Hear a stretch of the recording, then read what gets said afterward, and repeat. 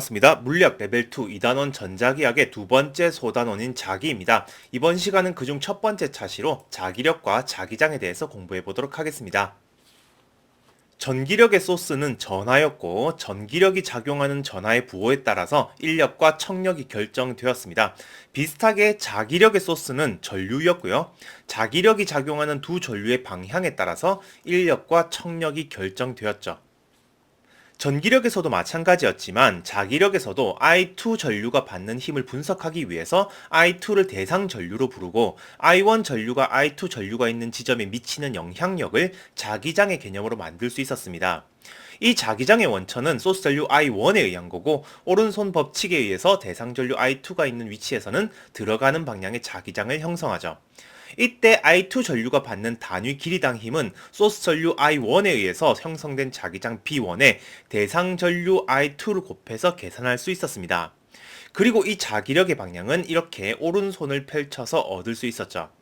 여기까지는 레벨 1 때 이미 공부했던 내용입니다. 여기서는 이 자기력을 벡터와 미적분을 도입해서 좀 더 명확히 표현해 볼게요. 일단 자기장은 명백히 벡터량입니다.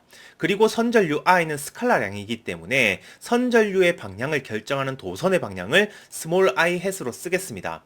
그러면 단위 길이당 자기력은 전류의 자기장을 외적한 양으로 표현할 수 있죠.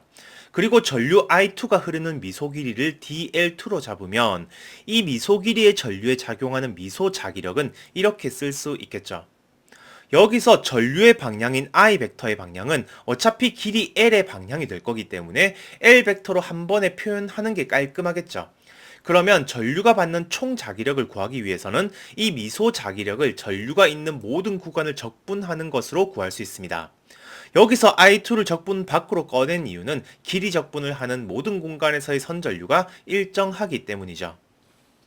그러니까 미소 선전류가 존재하는 위치에 들어가는 방향의 자기장이 형성되어 있다면 미소 길이의 선전류는 이런 미소 자기력이 작용하게 되고 선전류가 존재하는 공간이 이렇게 형성되어 있다면 전체 전류가 받는 자기력은 각 지점에서 계산되는 미소 자기력을 모두 합하면 된다는 뜻입니다. 사실 전류가 힘을 받는다는 건 조금 이상한 개념입니다. 정확하게 말하면 전류가 힘을 받는 게 아니라 전하를 띤 입자가 자기력을 받는 상황인 거죠. 따라서 전류라는 건 사실 전하를 띤 입자의 운동이기 때문에 이 상황을 좀 더 본질적으로 들여다보려면 실제 도선을 따라서 전하를 운반하고 있는 전하를 띤 입자, 즉 전하 운반자들의 운동을 집중해서 봐야 합니다. 우리는 전류라는 것이 단면적이 A인 공간을 전하 밀도가 Rho인 연속적인 유체가 V의 속력으로 통과할 때 이렇게 쓸 수 있다는 걸 알고 있습니다. 여기서 전하 밀도 Rho는 단위 부피당 전하량이기 때문에 정확히는 부피 전하 밀도가 되는데요.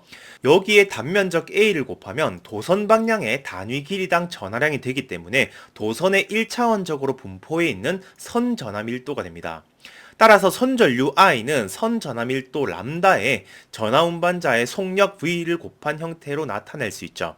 이건 3차원 전류 밀도가 부피 전류 밀도 rho의 속도 v를 곱한 것으로 표현되는 것과 같은 형태죠.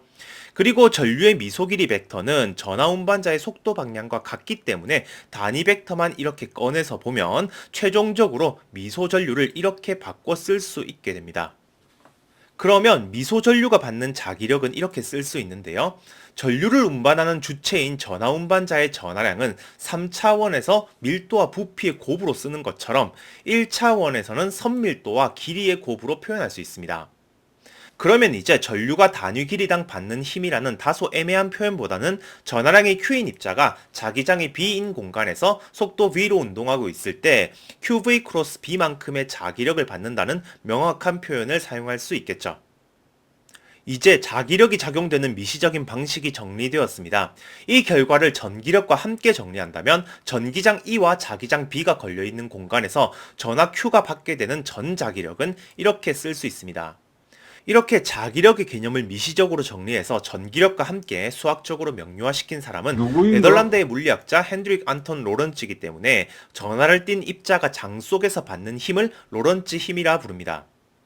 여기서 자기력에 대한 중요한 성질을 하나 알 수 있는데요.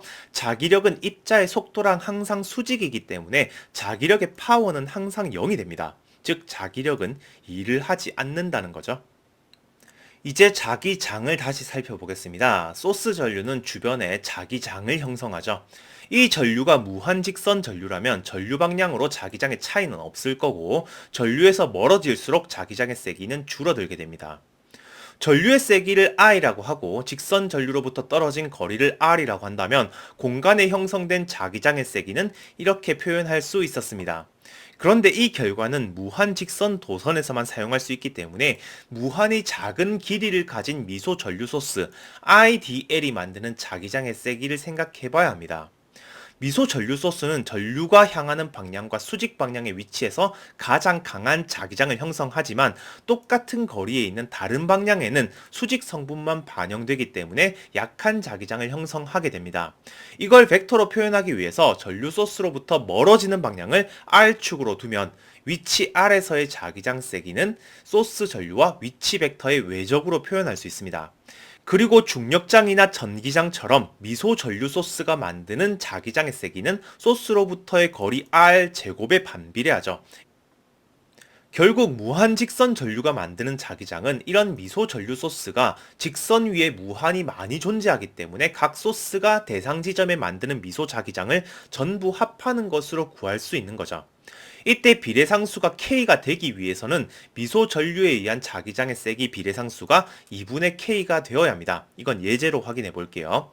우리는 이 식을 비오사바르 법칙이라 부르는데요. 수학적으로는 좀 어려운 식이기 때문에 자세한 활용법은 좌표계를 다루는 레벨 3에서 공부하겠습니다.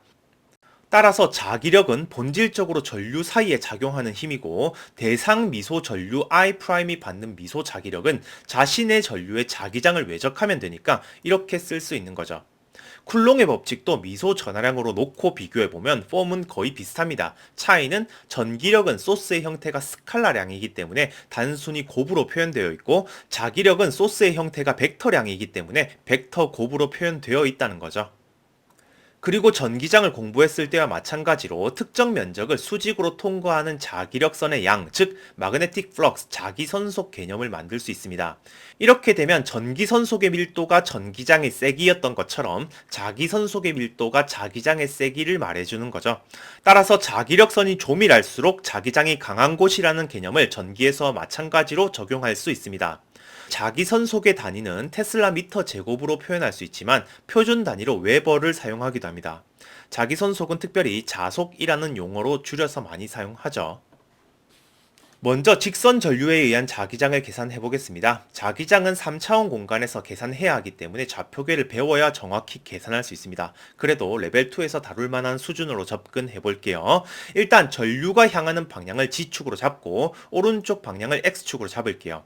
그러면 자동적으로 들어가는 방향이 Y축이 됩니다. 이제 모든 전류 소스는 G축에 존재하기 때문에 G축 위에서는 점 G에서의 미소 전류 소스가 X축 위의 점 X에 만드는 자기장을 계산해 볼게요. 두 위치 사이의 거리는 루트 X제곱 플러스 G제곱이기 때문에 비오사바르 법칙에 따라서 분모를 이렇게 쓸 수 있습니다. 여기서 소스로부터 대상 지점을 향하는 R벡터 방향은 이런 방향이 되는데요. R벡터의 방향은 항상 GX 평면 위에 있기 때문에 단위 벡터 계산의 결과는 Y축 방향을 향하고 G축과 R축이 이루는 각 세타의 사인 값이 그 크기가 되겠죠. 따라서 G축 위에 있는 미소 전류가 X축 위에 형성시키는 미소 자기장은 이렇게 Y축 방향을 향하는 미소량으로 계산됩니다. 지금 보라색으로 쓴 문자들은 소스 전류와 관련된 물리량이라는 걸 기억하셔야 됩니다. 레벨 3에서는 좌표계로 바로 쓸 거기 때문에 여기에 있는 변수 하나하나가 무엇을 의미하는지를 정확하게 이해해야 레벨 3 공부가 가능하겠죠. 이제 남은 건 모든 전류 소스에 의한 영향을 합하면 됩니다. 무한 직선 도선이기 때문에 마이너스 무한대에서 무한대까지 적분하면 직선 도선으로부터 x만큼 떨어진 지점에서 자기장의 세기를 구할 수 있겠죠. 이 적분은 g를 x 탄젠트 phi로 치환하면 쉽게 풀립니다. 여기서 phi는 이 각도를 의미하기 때문에 적분 범위는 마이너스 2분의 파이에서 2분의 파이까지가 되겠죠. 적분 결과는 우리가 이미 알고 있는 k 곱하기 x분의 i 형태가 되고 방향도 오른손 법칙의 결과로 플러스 y 방향이라는 사실까지 얻어낼 수 있습니다. 이번에는 반지름이 라지 R인 원형 전류의 중심에서의 자기장을 계산해 보겠습니다. 역시 비오-사바르 법칙을 이용할 건데요. 원형 전류에서 미소 전류 소스는 미소각 d파이에 해당하는 미소 길이 R d파이를 사용하면 됩니다. 그리고 R 벡터는 미소 전류 소스에서 본 대상 지점의 위치가 되겠죠. 따라서 L 벡터 크로스 R 벡터는 나오는 방향이 되고요. 이건 모든 미소 전류 벡터에 대해서 똑같은 결과를 얻게 됩니다. 이 과정을 벡터로 쓰는 건 좌표계에 대한 이해가 필요해서 레벨 3에서 다루도록 할 거고, 여기서는 자기장의 방향이 나오는 방향이라는 건 알았으니까 미소 자기장의 크기만 계산해 보겠습니다.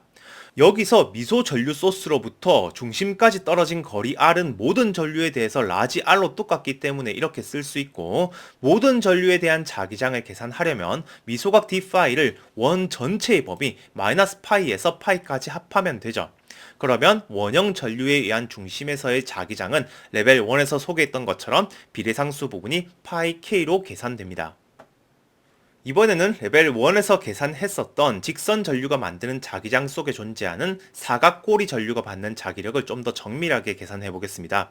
정량적인 계산을 위해서 사각꼬리의 세로 길이는 라지 L로 두고 직선 전류로부터 가까운 변까지의 거리는 R1, 먼 변까지의 거리는 R2로 잡겠습니다. 그리고 소스 전류인 초록색 직선 전류의 방향을 G축으로 잡고 사각꼬리의 윗부분에 접하는 축을 X축으로 잡겠습니다. 그러면 직선 도선에 생기는 자기장은 이렇게 표현되겠죠. 이제 힘을 받는 대상 전류인 보라색 전류가 존재하는 모든 공간에서 자기장을 알기 때문에 단위 길이당 자기력은 도선에 있는 모든 구간에서 합하면 됩니다. 일단 왼쪽 변이 받는 힘을 구해볼 건데요. 미소 길이의 전류 벡터를 이렇게 쓸 수 있고요. 전류가 존재하는 공간의 x좌표가 R1으로 일정하기 때문에 왼쪽 변이 받는 힘은 이렇게 계산할 수 있습니다. 이건 레벨 1 때 힘의 크기와 방향을 따로따로 구해봤었는데요. 벡터를 이용해서 힘의 방향이 마이너스 x축 방향이라는 것까지 한 번에 표현이 가능하죠. 마찬가지로 오른쪽 변은 전류의 방향이 반대고 x좌표가 R2로 일정하다는 것만 다르기 때문에 부호랑 분모만 바뀌면 됩니다. 그러면 왼쪽 변과 오른쪽 변에 의한 합력은 이렇게 되죠. 이번에는 위쪽 전류가 받는 힘을 구해볼 건데요. 위쪽 전류의 미소 전류 부분은 이렇게 x축 양의 방향을 향하도록 잡을 수 있습니다. 그리고 각 미소 전류에 작용하는 미소 자기력을 전류 구간에 대해서 전체 적분하면 위쪽 전류가 받는 힘을 구할 수 있죠. 아래쪽은 전류의 방향만 바뀌었기 때문에 위쪽 전류가 받는 힘과 정확히 반대가 됩니다. 따라서 고리 전류 전체에 작용하는 R자임은 두 변에 작용하는 합력과 동일하죠. 이 상황에서 바로 사각꼬리의 면적을 통과하는 자속도 계산해 보겠습니다. 자기장의 세기가 x좌표에 따라 달라지기 때문에 dx만큼의 두께를 가진 미소 넓이 da를 잡아서 여기에 해당하는 미소 자속을 먼저 계산해야겠죠. 그리고 고리의 면적에 해당되는 모든 구간을 적분하면 고리를 통과하는 자속을 구할 수 있습니다. 이번에는 균일한 자기장이 형성된 공간에 전하를 띤 입자가 수직으로 입사하는 경우를 생각하겠습니다. 전하를 띤 입자가 자기장 영역으로 들어가면 속도와 수직한 방향의 자기력을 받기 때문에 속도의 크기는 유지한 채로 속도의 방향만 바뀌게 됩니다. 그러면 자기력 역시 크기는 유지한 채로 방향만 바뀌겠죠. 이게 계속되면 입자는 원궤도 운동을 하게 되는데요. 이때 자기력이 구심력 역할을 하게 되죠. 또는 자기력은 일을 하지 않기 때문에 입자는 속력이 변하지 않는 등속 원운동을 한다고 볼 수 있습니다. 입자의 질량을 m, 원궤도의 반지름을 r로 두면 자기력을 구심력으로 두는 것으로 입자의 회전 반경 r을 구할 수 있습니다. 또 입자가 완전히 원운동하는 경우에 한 바퀴를 회전하는 회전 주기도 구할 수 있죠. 그리고 Q가 양수일 때는 회전 방향이 지금처럼 결정되겠지만 Q가 음수라면 자기력의 방향이 위쪽으로 결정되기 때문에 반대 방향으로 회전하게 됩니다. 물론 이 과정은 전하를 띤 입자가 가속하는 과정이기 때문에 반드시 전자기파가 발생하게 되죠. 따라서 엄밀하게 말하면 입자가 등속 원운동을 지속할 수는 없게 되는데요. 일반적으로 전자기파가 발생되면서 입자가 잃게 되는 에너지는 입자의 전체 에너지에 비해서 충분히 작기 때문에 거의 원운동을 유지할 수 있습니다. 그래서 이 내용이 문제로 출제된다면 항상 전자기파의 발생을 무시한다는 단서가 붙어 있는 거죠. 이제 Q가 양수인 상황만 생각하겠습니다. 그리고 물체는 정확히 반원을 그리고 자기장 영역을 빠져나온다고 생각할게요. 자기력은 일을 하지 않기 때문에 입자의 속력을 절대로 빨라지게 할 수는 없습니다.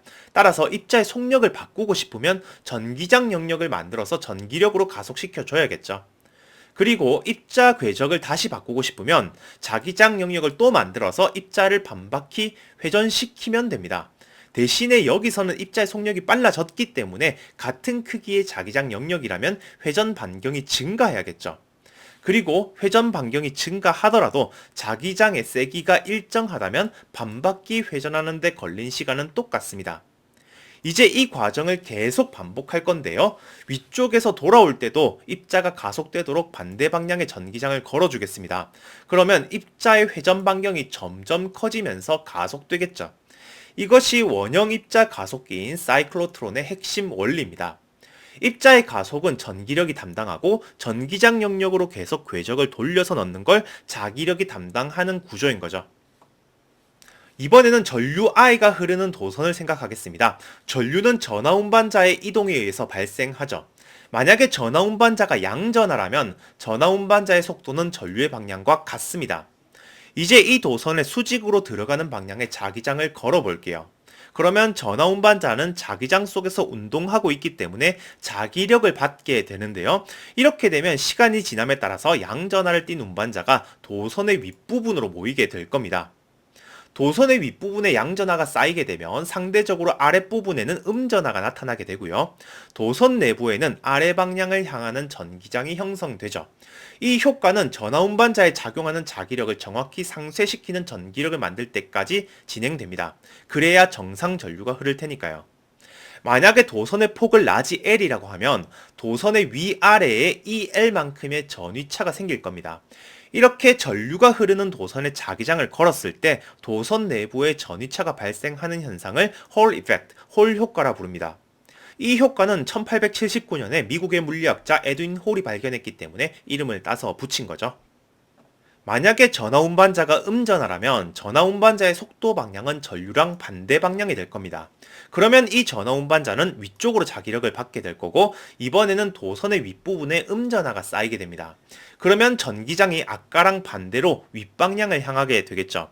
그러면 여기서도 전하 운반자에 작용하는 전기력이 자기력과 같아질 때까지 도선의 양끝에 전하가 쌓일 거기 때문에 도선의 폭 사이에 걸리는 전위차는 아까랑 같습니다. 전기장의 방향만 다른 거죠.